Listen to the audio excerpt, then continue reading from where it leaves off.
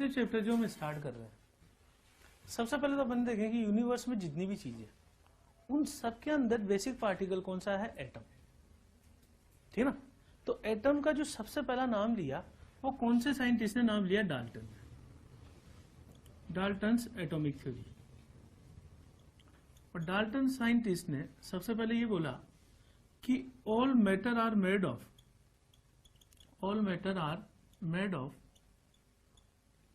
tiny particles called as atoms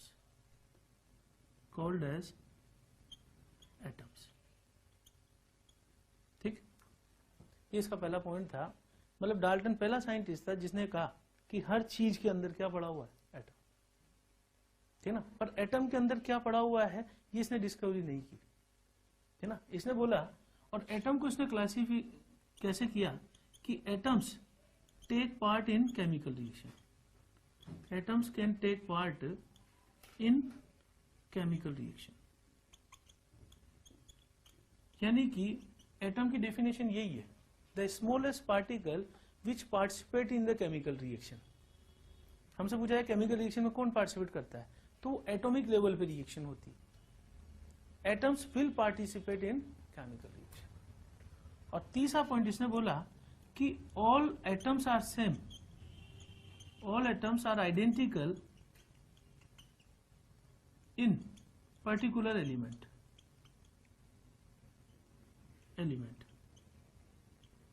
इस point का क्या मतलब है कि अगर मान लो मैंने सोडियम ले लिया या मैंने ले लिया हाइड्रोजन एलिमेंट, तो इसका कहना था कि हाइड्रोजन सैंपल में जितने भी एटम्स हैं वो सारे एक जैसे हैं। लेकिन बाद में ये पॉइंट जो है गलत प्रूव हो गया, क्योंकि बाद में आइसोटॉप्स के बारे में डिस्कवरी हुई कि हाइड्रोजन के 3 तरह के आइसोटॉप्स होते हैं, प्रोटियम, ड्यूटेरियम, ट्रिटियम।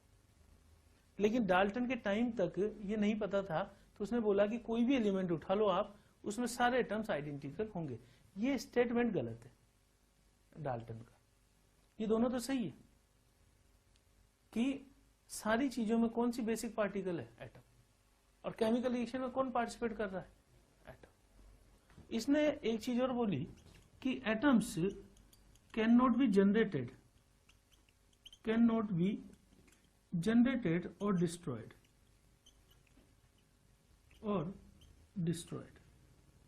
ये पॉइंट भी आगे जाके गलत हो गया। ठीक है ना? न्यूक्लियर जो रिएक्शंस होती है उसमें अपन एटम को तोड़ सकते हैं स्मॉलर एटम्स में, या कन्वर्ट कर सकते हैं किसी और एलिमेंट। तो डाल्टन की थ्योरी के 4 पॉइंट थे।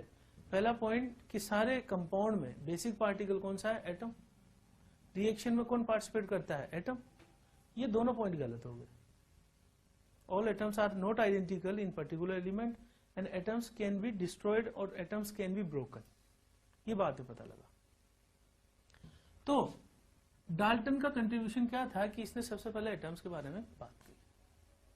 एटॉमिक स्ट्रक्चर में हम पढ़ेंगे कि आगे डिस्कवरी पार्टिकल की कैसे हुई, प्रोटॉन की डिस्कवरी कैसे हुई, न्यूट्रॉन की कैसे हुई, इलेक्ट्रॉन। यहां इस चैप्टर में तो हम ये पढ़ रहे हैं सिर्फ कि एटम्स में बेसिक पार्टिकल कौन से। एक तो है प्रोटॉन, एक है इलेक्ट्रॉन और एक है न्यूट्रॉन। ठीक, इनको क्लासिफाई किस हिसाब से किया जाता है? चार्ज के हिसाब से। प्रोटॉन पे चार्ज क्या होता है? पॉजिटिव। इलेक्ट्रॉन पे नेगेटिव। और इस पार्टिकल पे क्या चार्ज होता है? 0, न्यूट्रल पार्टिकल्स। ठीक है ना? ये 3 इनका बेसिक है।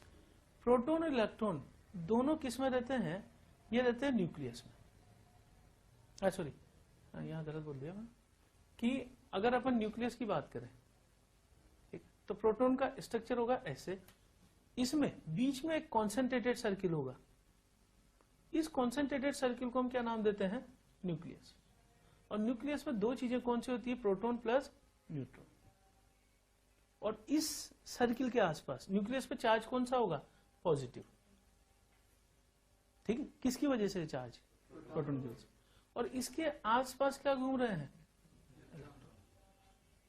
तो ये एटॉमिक स्ट्रक्चर है, एटम का स्ट्रक्चर है। ये 3 बेसिक पार्टिकल हैं, प्रोटॉन, इलेक्ट्रॉन, न्यूट्रॉन, जिनमें से प्रोटॉन और न्यूट्रॉन किस में पड़े हुए हैं? न्यूक्लियस में। उसके आसपास कौन चक्कर काट रहा है? इलेक्ट्रॉन। ठीक, अगर हम मास के बारे में बात की जाए, मास के बारे में बात करें, तो mass of proton is almost 1.66, यहां पे ले लें अपन 26 into 10 to the power -27 kg, ठीक, 67 आता है, 6726, या इसको लिख सकते हैं अपन 1.6726 10 की पावर -24, यहां से ग्राम में लिखना है। प्रोटॉन का मास और न्यूट्रॉन का मास न्यूमेरिकल कैलकुलेशन में लगभग एक जैसा ही लिया जाता है, थोड़ा सा अंतर होता है इसमें। न्यूट्रॉन का मास होता है 1.67, यहाँ आता है 49 10 टू द पावर -27 kg, या इसको लिख सकता हूं मैं 1.6749 10 टू द पावर -24 ग्राम। यानी कि हम ये बोल सकते हैं कि जो मास ऑफ प्रोटॉन है ये ऑलमोस्ट सिमिलर किसके है, मास ऑफ न्यूट्रॉन। पर इनमें भारी कौन सा है, थोड़ा सा neutron is slightly heavier than the proton. पर न्यूमेरिकल कैलकुलेशन में दोनों का ही मास लगभग सिमिलर है। अगर मैं मास ऑफ इलेक्ट्रॉन देखूं तो ये होता है 9.1 into 10 to the power -31 kg।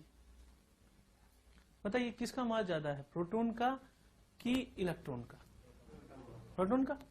तो मैं लिख सकता हूं कि मास of proton is greater then mass of electron, ठीक है। इसलिए जब हम एटॉमिक मास की बात करते हैं तो हम इलेक्ट्रॉन को नेग्लेक्ट कर देते हैं, मास ऑफ इलेक्ट्रॉन। यानी एटम के मास में कंट्रीब्यूशन सिर्फ किसका लिया जाता है, प्रोटॉन और न्यूट्रॉन का। इलेक्ट्रॉन को नेग्लेक्ट कर दिया जाता है क्योंकि वो बहुत हल्का है, ठीक है ना। इसके मुकाबले अगर अपन देखें रेशो तो ये बहुत ही कम होगा। रेशो निकाल सकते हैं अपन कि कितना गुना ये भारी है। अगर मैं चार्ज के बारे में बात करूं तो चार्ज ऑन इलेक्ट्रॉन होता है -1.602 10 टू द पावर -19 कूलाम, ठीक है। चार्ज की यूनिट है कूलाम, उसमें रिप्रेजेंट किया जाता है, ठीक। या अगर मैं चार्ज की बात करूं प्रोटॉन पे तो हो जाएगा +1.602 10 टू द पावर -19 कूलाम, सी से रिप्रेजेंट करते हैं कूलाम, ठीक। तो चार्ज दोनों का बराबर है, मैग्नीट्यूड सेम है, सिर्फ अंतर क्या है, यहाँ माइनस है यहाँ प्लस। तो नॉर्मली ऐसा होता है कि 10 इलेक्ट्रॉन है तो 10 ही प्रोटॉन पड़े हुए हैं, तो चार्ज दोनों का बराबर हो जाएगा। इसलिए मैं बोल सकता हूं कि एटम्स आर इलेक्ट्रिकली न्यूट्रल। मैं आयन की बात नहीं कर रहा हूं, मैं बोल रहा हूं एटम अगर पड़ा हुआ है तो इलेक्ट्रिकली न्यूट्रल कैसे होता है, जितने प्रोटॉन होते हैं उतने ही क्या होते हैं, इलेक्ट्रॉन। तो प्लस किसको बैलेंस करता है, माइनस को। और चार्ज अगर मैं न्यूट्रॉन पे बात करूं तो न्यूट्रॉन पे चार्ज क्या होता है, तो ये बात समझ गए हैं। स्टार्टिंग हम कैसे कर रहे हैं कि एटम में बेसिक पार्टिकल 3 तरह के हैं, प्रोटॉन, इलेक्ट्रॉन, न्यूट्रॉन। ये पॉजिटिव, नेगेटिव, जीरो। न्यूक्लियस में कौन सी दो चीजें होंगी, प्रोटॉन और न्यूट्रॉन। ऐसा कोई एटम है जिसमें न्यूक्लियस में कोई न्यूट्रॉन नहीं होता, हाइड्रोजन। केवल एक ही एलिमेंट है हाइड्रोजन जिसमें न्यूक्लियस में न्यूट्रॉन नहीं होता। ये आगे अपन देख लेंगे ये चीज। तो नॉर्मली क्या होता है, प्रोटॉन प्लस न्यूट्रॉन, और इस पॉजिटिवली चार्ज स्फीयर के आसपास क्या चीज घूमते हैं, इलेक्ट्रॉन।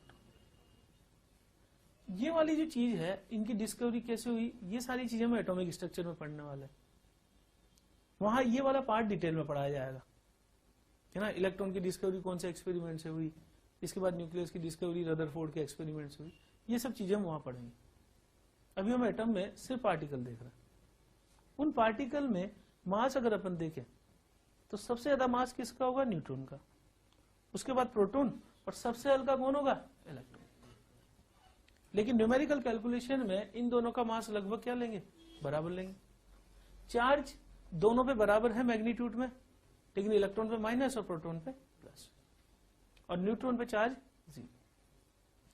इलेक्ट्रॉन का जो रिप्रेजेंटेशन है, इस इलेक्ट्रॉन को रिप्रेजेंट करते हैं अपन -1 E0 से। सिंपल E भी लिख सकते हैं, या E-1 भी लिख सकते हैं, या -1 E0 भी लिख सकते हैं। प्रोटॉन का जो रिप्रेजेंटेशन है, या तो P लिख देंगे या फिर इसको लिख देंगे H+। ये दोनों चीजें किसको रिप्रेजेंट करती है, प्रोटॉन। हाइड्रोजन से एक इलेक्ट्रॉन निकाल दो तो वो भी प्रोटॉन ही कहलाता है। और न्यूट्रॉन का जो रिप्रेजेंटेशन है, या तो मैं N से लिख दूंगा या फिर यहां 0N1 से लिख दूंगा। तो ये रिप्रेजेंटेशन है इनका। रिप्रेजेंटेशन को और डिटेल में समझाता हूं, ठीक। तो प्रोटॉन जो है P, यहां इलेक्ट्रॉन क्या हो जाएगा, या मैं इसको सिंपली क्या लिख दूं, तो Pe और ये N, ठीक है ना, ये किससे रिप्रेजेंट किया जा सकता है, H प्लस से, ठीक है ना, या फिर 1H1 भी हम रिप्रेजेंट कर सकते हैं। तो ये 3 पार्टिकल है बेसिक, नोट कीजिए। एटॉमिक रिप्रेजेंटेशन कैसे होता है, एटॉमिक रिप्रेजेंटेशन, ठीक है ना, X किसको रिप्रेजेंट करता है, एलिमेंट को, और Z किसको रिप्रेजेंट करता है, एटॉमिक नंबर को, एटॉमिक नंबर, और A रिप्रेजेंट करता है मास नंबर को। A is representation for mass number, ठीक है ना। अब सबसे पहले अपन ये देखें कि Z क्या होता है। Z का मतलब होता है नंबर ऑफ प्रोटॉन्स, या इसी के बराबर न्यूट्रल एटम में क्या होता है, नंबर ऑफ इलेक्ट्रॉन्स। यानी एटॉमिक नंबर जितना होगा उतने ही प्रोटॉन होंगे और उतने ही इलेक्ट्रॉन होंगे, क्योंकि अपन न्यूट्रलिटी क्या करना चाहते हैं, मेंटेन। जितना प्लस है, क्योंकि न्यूट्रल एटम की बात कर रहा हूं मैं, जितना प्लस है उतना ही माइनस होना चाहिए, ठीक। तो Z क्या हो जाएगा, नंबर ऑफ इलेक्ट्रॉन। A का मतलब है मास नंबर, ठीक। मास नंबर होता है यूनिटलेस। आप किसी भी नंबर को बता रहे हो तो अब बच्चे के दिमाग में मिसकंसेप्शन होता है कि ये मास है। No, it is not the mass. ये जस्ट एक नंबर है जो ये बताता है कि A is equal to number of proton plus number of neutron. A का मतलब है कितने प्रोटॉन है और कितने न्यूट्रॉन है, दोनों का सम क्या होता है, A मास नंबर। तो अगर मैं किसी भी चीज को गिन रहा हूं तो उसकी यूनिट थोड़े बताते हैं। जैसे इस क्लास में 10 स्टूडेंट है तो अपन 10 लिख के छोड़ देंगे, लेकिन साथ में कोई यूनिट नहीं आती। तो अगर किसी भी चीज का कोई नंबर है तो यूनिट लेस है। तो mass number is not the mass, it is just a number. और नंबर किसके बराबर है, कि कितने प्रोटॉन है और कितने न्यूट्रॉन। तो sum of proton plus neutron is equal to mass number.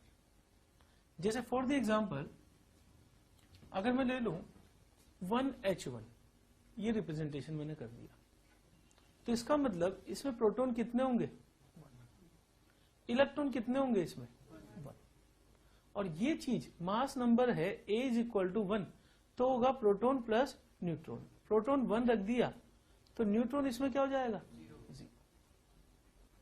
इसका मतलब हाइड्रोजन ऐसा एटम है, हाइड्रोजन एलिमेंट ऐसा है जिसमें कोई न्यूट्रॉन नहीं पाया जाता है इस वाले के अंदर। लेकिन अगर मैं इसका केस ले लूं 1H2, जिसको हम बोलते हैं ड्यूटेरियम, ड्यूटेरियम, ठीक है, और ये हो जाएगा प्रोटियम, प्रोटियम ड्यूटेरियम। इसमें प्रोटॉन कितने होंगे, 1। इलेक्ट्रॉन कितने होंगे, 1, ठीक है। A is equal to 2, that means proton plus neutron, proton 1 रखा, न्यूट्रॉन कितना आ जाएगा, 1।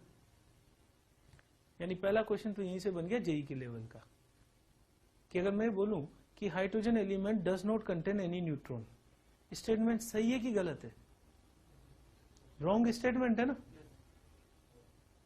क्योंकि अभी मैंने थोड़ी देर पहले बोला कि हाइड्रोजन ऐसा एलिमेंट है जिसमें न्यूट्रॉन नहीं होता, ये स्टेटमेंट तो गलत हो गया ना, क्योंकि जो आइसोटॉप्स हैं इसके उसमें तो है ना न्यूट्रॉन। तो अगर मैं इसको करेक्ट करके बोलूं, मैं बोलूं कि प्रोटियम या 1H1 does not contain any neutron, तो सही है। लेकिन कई बार होता है ना कि अपने पढ़ा हुआ है लेकिन अधूरा पढ़ा हुआ है, अपने दिमाग में कि हाइड्रोजन में न्यूट्रॉन नहीं होता, अपने रटा हुआ है और उसने दे दिया स्टेटमेंट में। तो हाइड्रोजन में न्यूट्रॉन हो सकते हैं अगर वो कौन सा है, ड्यूटेरियम। और तीसरा अगर मैं ले लूं ट्रिटियम, एक और आइसोटोप होता है इसका, तो तीसरा मैं आइसोटोप ले लूं इसमें, एग्जांपल 1H3, ट्रिटियम इसको बोलते हैं। ये रेडियो एक्टिव होता है, ट्रिटियम इज रेडियो एक्टिव, ठीक है ना। रेडियो एक्टिव किसको बोलते हैं, जो अपने आप ही डिकम्पोज हो, अल्फा पार्टिकल बीटा पार्टिकल निकाल लो, ठीक। तो ट्रिटियम में अगर प्रोटॉन देखूं तो कितना होगा, 1। इलेक्ट्रॉन कितना होगा, 1। न्यूट्रॉन बता सकते हो, सीधा ही लिख दूं A माइनस Z, ये न्यूट्रॉन हो गया, क्योंकि A कितना है मेरे पास, प्रोटॉन प्लस न्यूट्रॉन, और प्रोटॉन की जगह में क्या लिख दूं, Z, तो N क्या आ गया, A माइनस Z। तो आप सीधा ही कर दो A माइनस Z, तो न्यूट्रॉन इसके अंदर कितने आ जाएंगे, ठीक है। यहां से एक चीज मुझे पता लग रही है, वो डेफिनेशन में पहले लिख देता हूं, आइसोटॉप्स। आइसोटॉप्स क्या है कि element same atomic number Z but different mass number,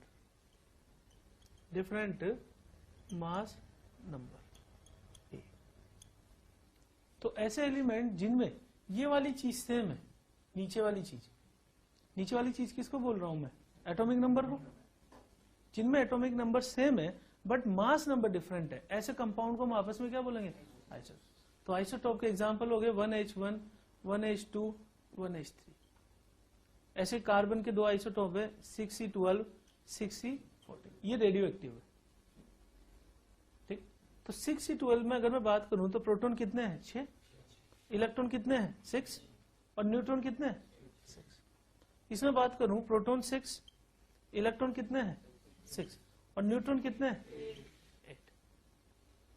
तो सबसे पहली चीज अपन क्या पढ़ रहे हैं, एटॉमिक रिप्रेजेंटेशन।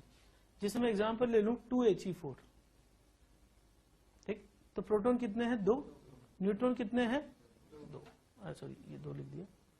ठीक, ऐसे ही मैं एग्जांपल ले लूं 7N14, तो प्रोटॉन कितने हैं, 7, न्यूट्रॉन भी कितने हैं, 7। ठीक, तो एटॉमिक नंबर तो हमें ध्यान रखना पड़ेगा, क्योंकि ये अब चैप्टर है अपना पूरा पीरियोडिक टेबल के ऊपर।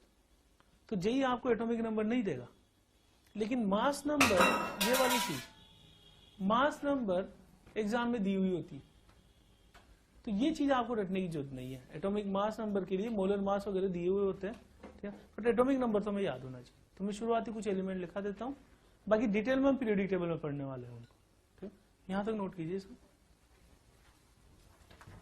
Okay, hydrogen, helium, lithium, beryllium, boron, carbon, nitrogen, oxygen, fluorine, neon, sodium, magnesium, aluminium, इसके बाद सिलिकॉन, फास्फोरस, सल्फर, उसके बाद क्लोरीन, आर्गन। तो पीरियोडिक टेबल में आगे तो हम पढ़ेंगे, ठीक है ना, पर शुरुआत के कुछ ही याद कर लें। 1 2 3 ये एटॉमिक नंबर लिख रहा हूं, 4 5 6 7 8 9 10 11 12 13 14 15 16 17 18। तो स्टार्टिंग में ये एटॉमिक नंबर तो आप इतना तो याद करके रखो, ठीक है ना। तो एटॉमिक नंबर से हमें चीजें पता लगेगी। अब जैसे मैं आयंस की बात कर रहा हूं, मैंने आयन की बात करी Na+। अब Na+ में मुझसे पूछ लिया कि इलेक्ट्रॉन कितने हैं, प्रोटॉन कितने। तो Na+ में निकालने के लिए सबसे पहले मुझे इसका पेरेंट एटम देखना पड़ेगा, है ना। प्रोटॉन और इलेक्ट्रॉन के बारे में तो मैं सीधा बता सकता हूं, लेकिन न्यूट्रॉन अगर चाहिए मुझे, तो न्यूट्रॉन के लिए मुझे मास नंबर भी चाहिए, ठीक है। तो न्यूट्रॉन में अगर मैं सोडियम का रिप्रेजेंट करूं, जैसे अगर मैं सिर्फ सोडियम लिख दूं, तो सिर्फ सोडियम का मतलब है न्यूट्रल एटम है, और इसका रिप्रेजेंट होता है 11Na23। इसका मतलब इसमें प्रोटॉन कितने होते हैं, 11, इलेक्ट्रॉन कितने होते हैं, 11, न्यूट्रॉन कितने होते हैं, 2। ये तो किसका रिप्रेजेंटेशन है, सोडियम का, न्यूट्रल एटम का। अगर मैं Na+ के बारे में बात कर रहा हूं, तो Na+ का मतलब है कि सोडियम में से एक इलेक्ट्रॉन निकाल दिया मैंने, ठीक है। तो अगर मैं केवल एक इलेक्ट्रॉन निकाल रहा हूं, तो इसका मतलब इसमें प्रोटॉन कितने होंगे, 11, इलेक्ट्रॉन कितने हो गए, 10, और न्यूट्रॉन कितने हो गए, 12। ये बात समझ गए हैं। तो इलेक्ट्रॉन का आना या जाना, अगर इलेक्ट्रॉन चला गया तो प्लस चार्ज है, और इलेक्ट्रॉन अगर आ गया तो माइनस चार्ज है। जैसे फॉर द एग्जांपल, अगर मैं आपसे पूछूं Al+3 में कितने प्रोटॉन है, कितने इलेक्ट्रॉन है, बताइए। तो एल्यूमिनियम यहां आ गया अपन, एटॉमिक नंबर 13 है। इसका मतलब एल्यूमिनियम में 13 तो प्रोटॉन होते हैं, और 13 क्या होता है, इलेक्ट्रॉन। किसकी बात कर रहा हूं, एल्यूमिनियम की। लेकिन अगर 3 इलेक्ट्रॉन निकाल दूं, तो Al+3 इलेक्ट्रॉन में इसके अंदर प्रोटॉन का नंबर तो वही रहेगा, इलेक्ट्रॉन कितने हो जाएंगे, समझ गए। तो आयंस को इस तरीके से अपन कैटेगराइज करेंगे। जैसे एग्जांपल O-2 ले लूंगा, कितने प्रोटॉन होंगे, बोलो, यहां से आ जाए अपन, 8 प्रोटॉन तो रहेंगे। लेकिन 2 इलेक्ट्रॉन आ चुके हैं तो 10 क्या होंगे। मैं एग्जांपल ले लूं Mg+2। अब यहां आ जाए अपन एटॉमिक नंबर पे, Mg मैग्नीशियम 12, इसका मतलब प्रोटॉन तो कितने हैं 12, इलेक्ट्रॉन भी इतने ही होने चाहिए, लेकिन 2 इलेक्ट्रॉन अपन निकाल चुके हैं, तो इलेक्ट्रॉन कितने हैं। अब आप ये देखो कि इलेक्ट्रॉन का नंबर यहां सेम आ रहा है ना। ऐसी स्पीसीज जिनमें एटॉमिक नंबर डिफरेंट हो पर नंबर ऑफ इलेक्ट्रॉन सेम हो, उनको बोलते हैं आइसो इलेक्ट्रॉनिक स्पीसीज।